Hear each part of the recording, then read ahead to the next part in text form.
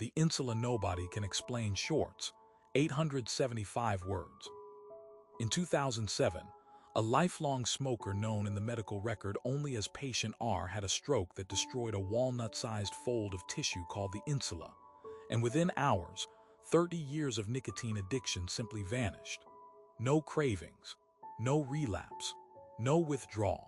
Neurologists still cannot explain how a single damaged region erased an addiction that willpower, patches, and therapy had failed to touch for decades.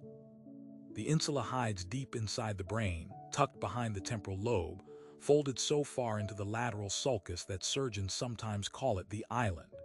You cannot see it on the outer surface of a brain photographed for a textbook. You have to pull the frontal and temporal lobes apart to find it, the way you'd part two curtains to find a room behind them. For most of the 20th century, nobody paid it much attention. It was too small, too buried, too easy to lump in with its neighbors. Then researchers at the University of Iowa, led by neuroscientist Antlin Bechara and his colleague Nasir Naqvi, began combing through a registry of patients with localized brain damage. They were looking for smokers. What they found reshaped how scientists think about the roots of craving, disgust, and even the felt sense of being a body at all. Here is the first anomaly. Naqvi's team studied 69 smokers who had suffered strokes in different parts of the brain. Patients with damage almost anywhere else kept smoking or struggled the way anyone struggles to quit. But the patients with insula damage were different. Many of them quit immediately, painlessly, without even trying. One man reported that his pack of cigarettes simply felt like a stick of wood, present but meaningless. Researchers described the effect as flipping a switch. No tapering, no struggle. The addiction was just gone. The obvious explanation came fast. The insula, theorists said, must simply be a wiring hub, the place where craving signals from the body get rooted into conscious desire. Sever that hub and you sever the craving the same way cutting a single phone line drops a call. Clean, mechanical, case closed, or so it seemed. Except the insula wasn't only involved in cigarettes. Patients with insula damage also lost their sense of disgust, calmly describing rotten food or foul smells with no reaction at all. Some stopped feeling pain as unpleasant.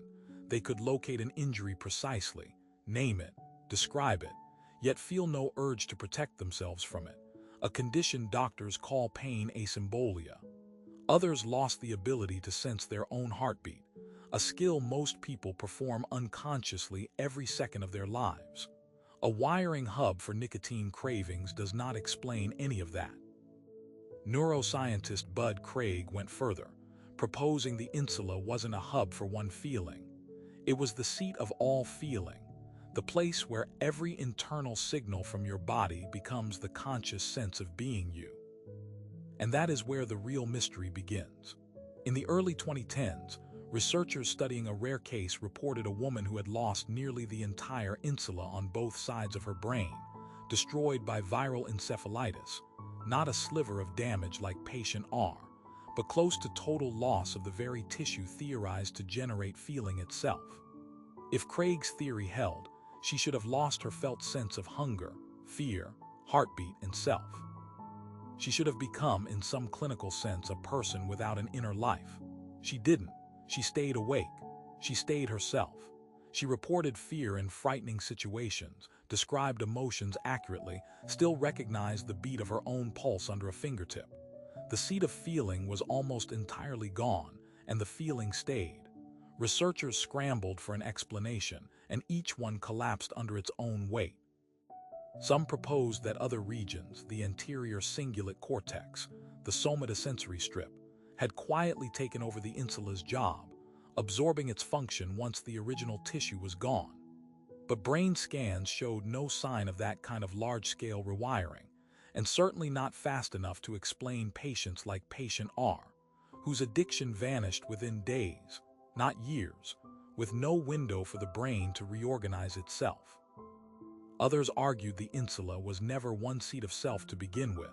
That feeling was always distributed across many regions working together, no single point of failure. But that theory struggles to explain why one small, specific insula lesion could switch off a 30-year addiction as cleanly as a light switch, while somehow leaving disgust and heartbeat perception in patients like her almost untouched. A distributed system shouldn't fail or succeed that precisely. A single hub shouldn't survive its own destruction.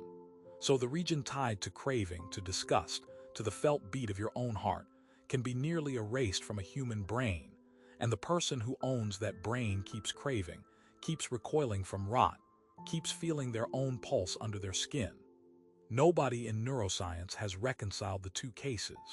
Nobody can explain why losing the seat of feeling doesn't mean losing the feeling. So what exactly is the insula doing, and where does the self go when it isn't there to hold it?